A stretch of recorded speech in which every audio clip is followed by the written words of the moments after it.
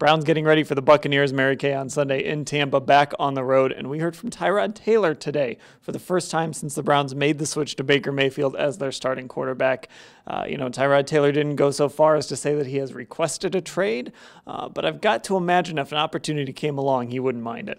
He admitted that he's frustrated. Why wouldn't he be? He lost his job to a concussion when he thought he was going to be starting many games this season. So 3 games in, he's out. He's on the bench, and of course he's frustrated, but he hasn't asked for a trade. He did not rule it out, though. We asked him about 3 different times. Would you welcome one? Would you ask for one? And basically, he just kept on saying, I'm just doing my job, I'm trying to lead, I'm trying to help, and I'll leave the rest to my agent. Yeah, and the reality of the situation is he came here, like you said, expected to start a lot, lost his job to injury. He's coming up on free agency, so obviously this is a guy that wants to play, wants to show what he can do as a starting quarterback for a football team. Yeah, and I think the only way that it would happen is if a starting quarterback goes down and a team is willing to pay a premium for Tyrod Taylor in terms of a draft pick. Now, if that happens, the Browns would be able to recoup or make up a little bit of the 3rd rounder that they sent to the Bills for Tyrod and make back some of the money. They paid him $16 million this year, so that's a lot of money. Now, we also heard from Baker Mayfield today, of course, the starting quarterback, and he called Sunday's loss the worst game of his life. It was an ugly game. He struggled all around, and he's got to try and bounce back from that. He really does. I mean, it's got to be on him, and this is where you find out what a rookie is made of. Now, he is known for his passion. He's known for his moxie. He's known for his confidence.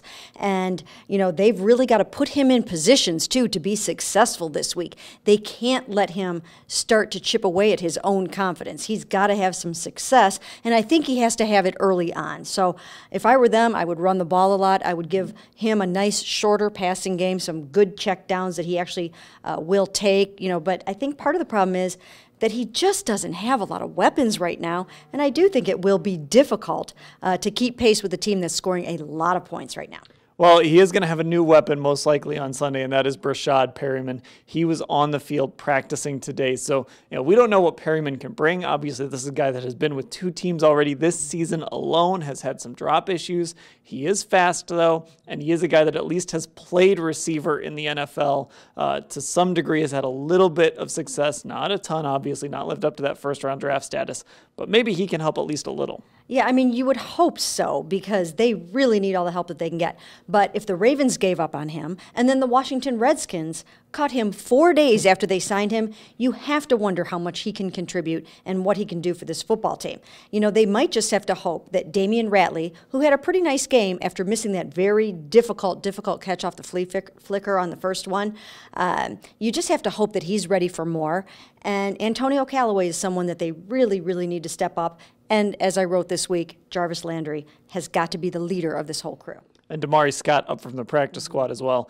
So they're going to be counting on him. At linebacker, it's going to be a little bit of a shakeup as you'd expect. No big surprise necessarily. Christian Kirksey going to move back inside. He'll likely handle most of the call duties as well with the green sticker on his helmet. Outside of that, it's going to be a mishmash. Jannard Avery likely in the mix, among other guys. Yeah, I think you'll probably see a lot of Jannard Avery on the outside. And he's earned more reps. He's played very, very well. He rushes the passer. And this is really an opportunity for him to step up and show what he can do. And again, Christian has some experience, a fair amount of experience on the inside, so it's not new to him.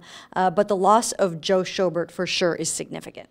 All right, we'll have full coverage of everything that happened here in Berea at cleveland.com/Browns.